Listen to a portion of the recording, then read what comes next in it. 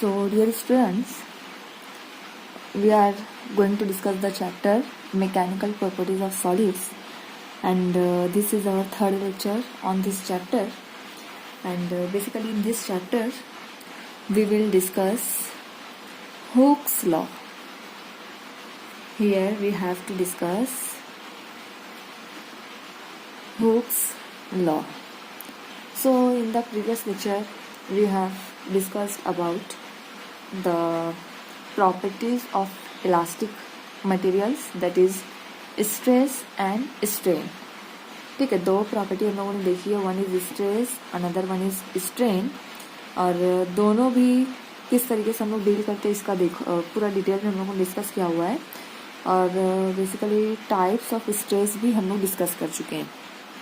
So there are 3 types of stress, और हम लोगों ने देखा था कि जहाँ पर भी स्ट्रेस होता है उसी के साथ एक टर्म होती है that is called as strain.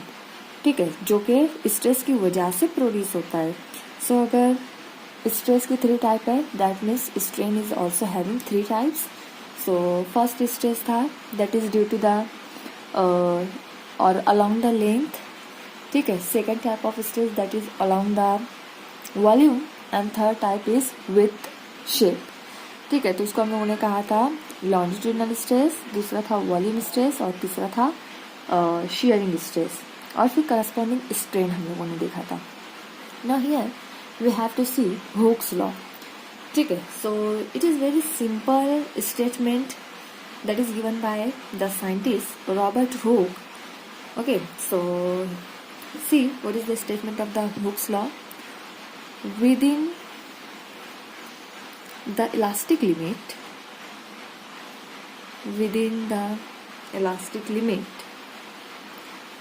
stress is directly proportional to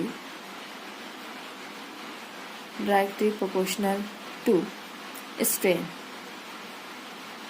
simple से इसका स्टेटमेंट है that is within the elastic limit stress is directly proportional to strain.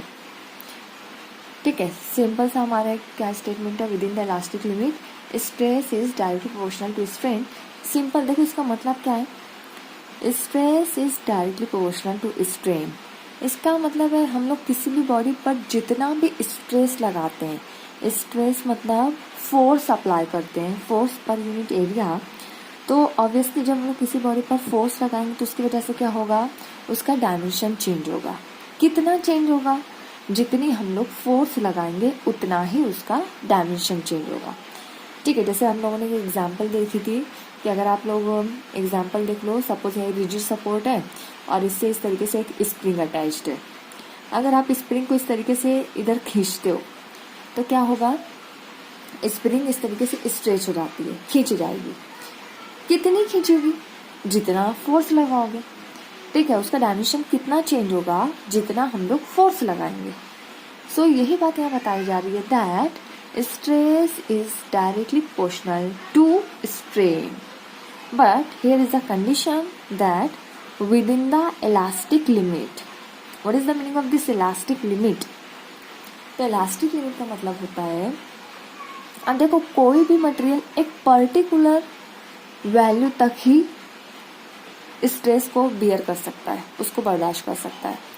जैसे कि अगर हम लोग स्प्रिंग के एग्जांपल ले रहे हैं, हम लोग यहाँ पे फोर्स लगाएंगे, ये खींचेगी, और थोड़ा फोर्स लगाओ और स्ट्रेच होगी, और फोर्स लगाओ और ज़्यादा स्ट्रेच होगी.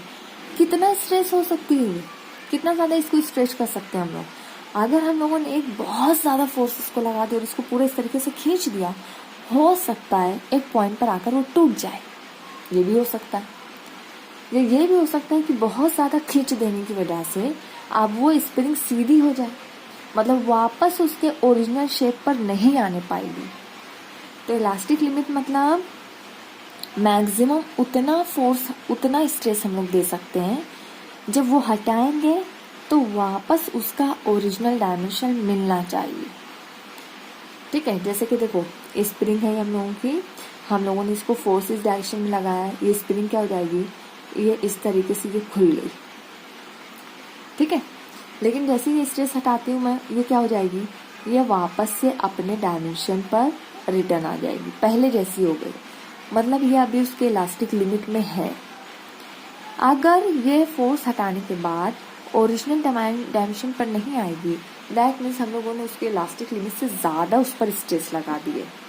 तो यहाँ पर हम लोग क्या कह रहे हैं, the statement of Hooke's law is within the elastic limit stress is directly proportional to the strain. इसी को देखो हम लोग मैथमेटिकली लिखते हैं, क्या बोला जा रहा है, that stress is directly proportional to strain. ठीक है, we know that in any equation if we are having a proportionality sign then we can remove this sign by keeping is equal to sign along with a constant. तो यहाँ पर हम लोग क्या करेंगे, we can write it as stress is equal to, ठीक है, कोई यहाँ पर कांस्टेंट हम लोग लगाएंगे, introduce some constant here and the value that is strain. अब देखो ये क्या हो गया हमारी equation, stress is equal to constant into strain. ठीक है, इसी को मैं क्या कर रही हूँ, कांस्टेंट आप इधर ही रखो, स्ट्रेन इधर ले आओ। तो ऑलरेडी हमारे पास क्या है यहाँ पर, stress this is equal to, यहाँ पर हमारा कांस्टेंट, स्ट्रेन इसको मल्टीप्लाई करें, आप स्ट्रेन को इधर ले आओ, इस तरफ आकर ये डिवाइड करेगा, so it is strain. So the conclusion is stress upon strain is equal to constant and this constant is called as modulus of elasticity. This constant here, this constant is called as modulus of elasticity. ठीक है, इस constant को हम लोग क्या कहते हैं, this is called as modulus of elasticity. ठीक है, remember that this is called as modulus of elasticity and this is nothing but this is the ratio of stress upon strain. ठीक है, तो modulus of elasticity, modulus of elasticity is nothing but it is the ratio of stress upon strain. ठीक है, कैसे, stress upon strain is equal to constant and this constant is called as modulus of elasticity, that's why this modulus of elasticity is equal to stress upon strain. ठीक है, so this is the modulus of elasticity. Now what will be the unit of this modulus of elasticity, इसकी unit क्या होगी, unit of modulus of elasticity, देखो stress, stress की unit क्या है, so stress की यूनिट है न्यूटन पर मीटर स्क्वायर। ठीक है, ये स्ट्रेस की। स्ट्रेन की यूनिट क्या है, so strain is a unitless quantity, इसको कोई भी यूनिट नहीं, it is a unitless quantity, मतलब हम लोगों की कोई यूनिट नहीं रहेगा यहाँ पे। सो जस्ट इसकी यूनिट क्या रहेगी, मॉड्यूलस ऑफ इलास्टिसिटी की, इसकी यूनिट स्ट्रेस के बराबर होगी, that is newton per metre square. और इसका डायमेंशन भी हमारा स्ट्रेस के डायमेंशन के बराबर रहेगा, that is L-1 M1 T-2। Dimension भी स्ट्रेस के डायमेंशन के बराबर ही रहेगा। So this is the unit of modulus of elasticity. This is the dimension of modulus of elasticity. Now see, this Hooke's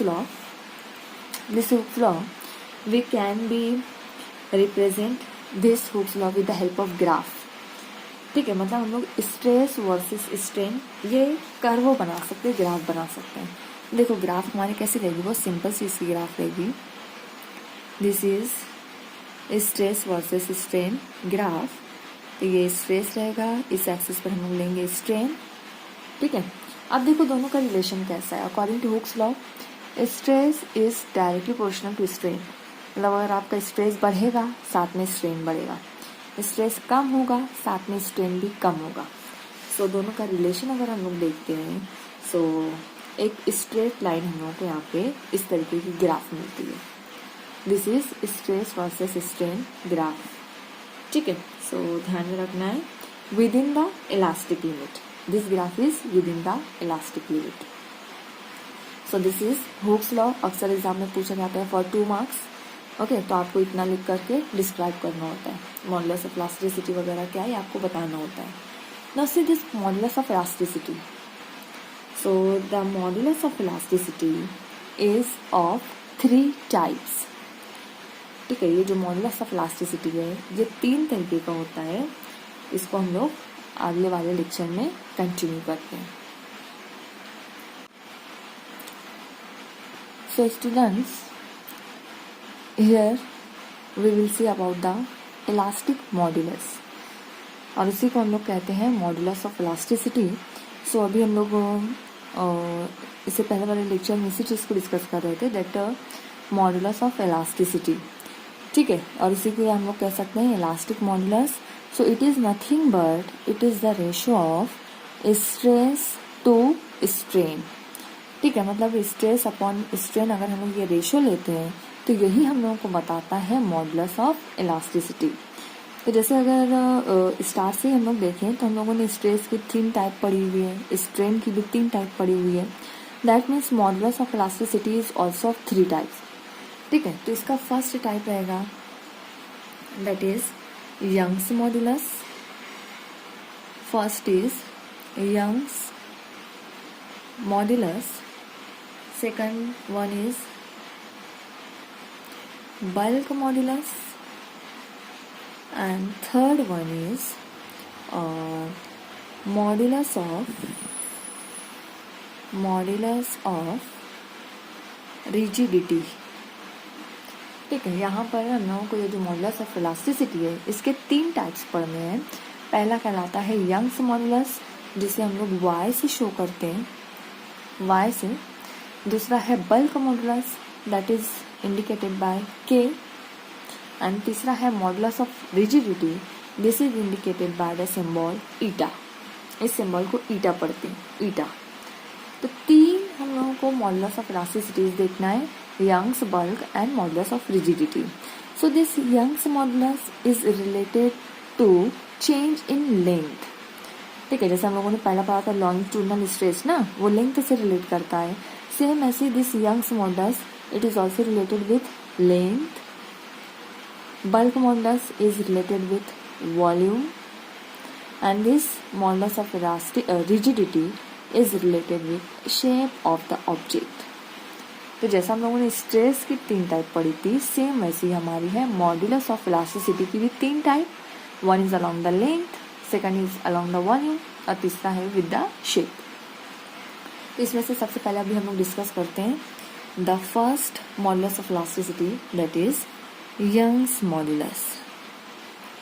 ठीक है, पहला भी हम लोग जो डिस्कस करेंगे that is Young's modulus. It is noted by letter Young से, इसलिए y से हम लोग इसको शो करते हैं.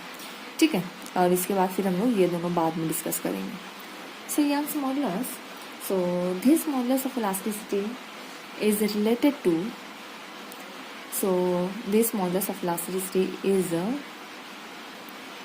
related to the change in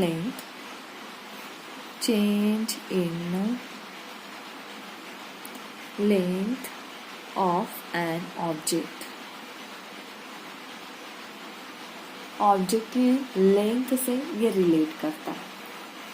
ठीक है, so that's why it is also called as elasticity of length. ठीक है, इसको हम लोग और क्या कह सकते हैं, this is also called as elasticity of length. ठीक है, इसी को हम लोग और क्या कह सकते हैं, इलास्टिसिटी ऑफ लेंथ. क्यों?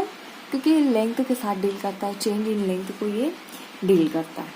Now see what will be the formula for this elasticity of length, या यंग्स मॉडुलस का फॉर्मूला क्या होगा. ठीक है ना. सो इसका फॉर्मूला हम लोग देखते हैं. सो सबसे पहले अगर हम लोग कंसिडर कर रहे हैं तो यहाँ पर हम लोग एक वायर कंसिडर कर लेते हैं. रिजिड सपोर्ट है हमारा. With the help of this rigid support a wire of cross sectional area A. ठीक है, ये देखो मेटालिक वायर है, metallic wire of length L total length जो हमारे वायर की है ये कंसिडर कर लेते हैं, दिस इज लेंथ एल। ठीक है, जैसे ही हम लोग इस पर मास अटैच करते हैं, लोड अटैच करते हैं, वायर की लेंथ थोड़ी सी बढ़ जाती है। क्यों? क्योंकि हम लोगों ने यहाँ पर लोड अटैच किया हुआ है। So this is the change in length, that is small L. इतनी लेंथ बढ़ रही है। ठीक है, कब बढ़ रही है? When we are loading it with some load. ठीक है, mg लोड हम लोगों ने इसके ऊपर लगाया है। इस लोड की वजह से इस पर क्या हो रहा है, चेंज हो रही है, इसकी लेंथ चेंज हो रही है। सो इसका जो एरिया ऑफ क्रॉस सेक्शन है वो कंसिडर कर लेते हैं हम लोग। अगर सर्कुलर है तो ऑब्वियसली पाई आर स्क्वायर होगा। सो इस ज्योमेट्री इस केस के लिए हम लोगों को निकालना है what will be the Young's modulus. ठीक है, तो Young's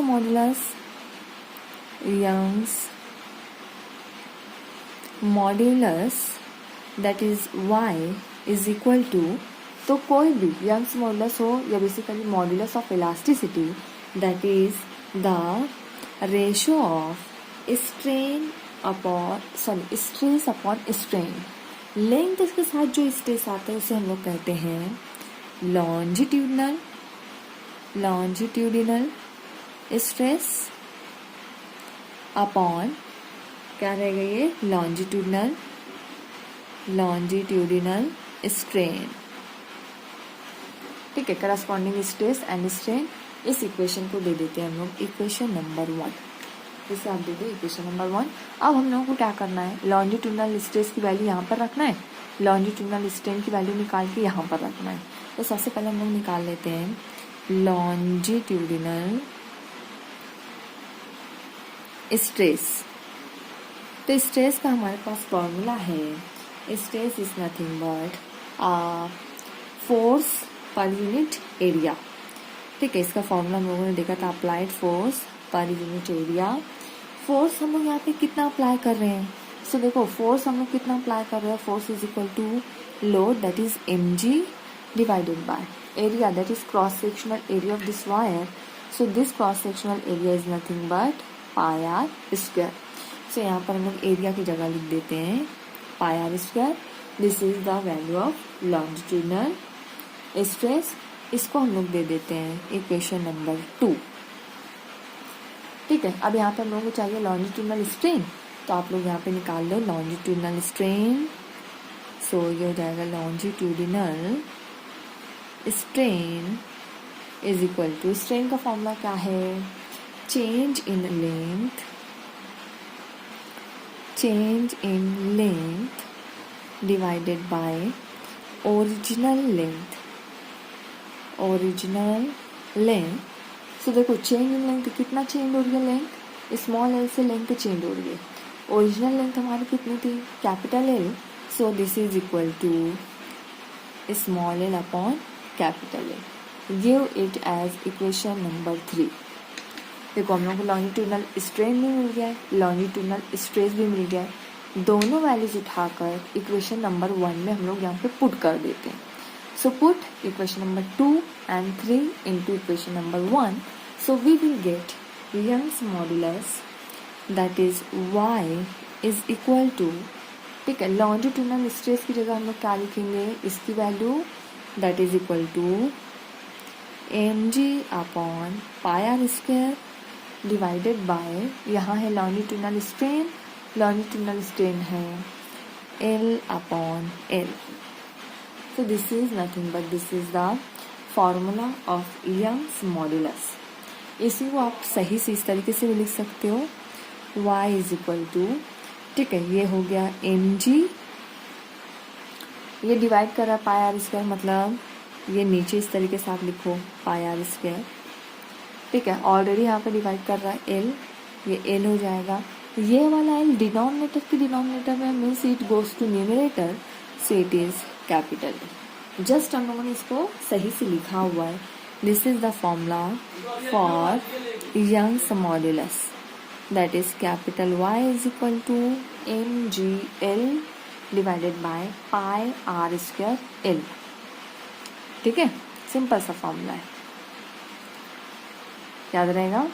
this is the formula for calculating Young's modulus. Now what will be the unit of this Young's modulus, इसकी यूनिट क्या होगी? सो यूनिट इसकी, जैसा कि अभी हम लोगों ने स्टार्ट में ही देखा था, Young's modulus is nothing but it is the ratio of stress upon strain, and strain is unitless, that means इसकी यूनिट और स्ट्रेस की यूनिट बराबर होगी. And what is the unit of stress? It is newton per metre square. And dimension क्या होगा इसका? तो dimension भी हम लोगों का जो स्ट्रेस का डायमेंशन है वही इसका डायमेंशन रहेगा.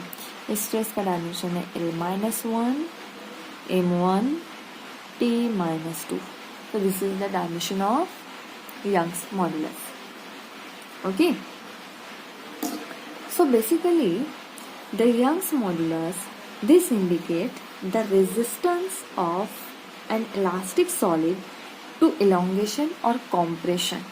Basically Young's modulus क्या शो करता है कि आपका सॉलिड स्ट्रेस को कितना टॉलरेट कर सकता है, उसको कितना रेजिस्ट कर रहा है, ये चीज़ बताता है हमारा Young's modulus. And remember one thing, this Young's modulus is related to solids. ये यंग्स मॉडुलस सिर्फ और सिर्फ सॉलिड से रिलेट करता है. ठीक है, क्यों? बेसिकली सॉलिड के पास ही लेंथ होती है ना. ये यंग्स मॉडुलस किसके साथ डील कर रहा है? Along the length. और लेंथ किसके पास होती है? सिर्फ और सिर्फ सॉलिड के पास. क्यों? क्योंकि सॉलिड का ही एक पर्टिकुलर शेप होता है ना. लिक्विड के साथ लेंथ नहीं होती है क्योंकि लिक्विड का शेप नहीं होता है. गैसेस को भी हम लोग लेंथ नहीं ले सकते, गैसेस का भी शेप नहीं होता है. सो सिर्फ और सिर्फ ये किसके साथ डील होगा? सिर्फ और सिर्फ सॉलिड के साथ होता है Young's modulus. So this is the property of only solids. Young's modulus is the property which deals only with the solids. ठीक है, सिर्फ और सिर्फ किसके साथ डील होगा? सॉलिड के साथ. Remember this. तो ये पहला था हम लोगों का, that is Young's modulus. It is represented as y and this is related with the length of the object. अब दूसरा हम लोगों को देखना है बल्क मॉडुलस, और तीसरा रहेगा मॉडुलस ऑफ रिजिडिटी. इसको हम लोग नेक्स्ट लेक्चर में कंटिन्यू करते हैं. ओके.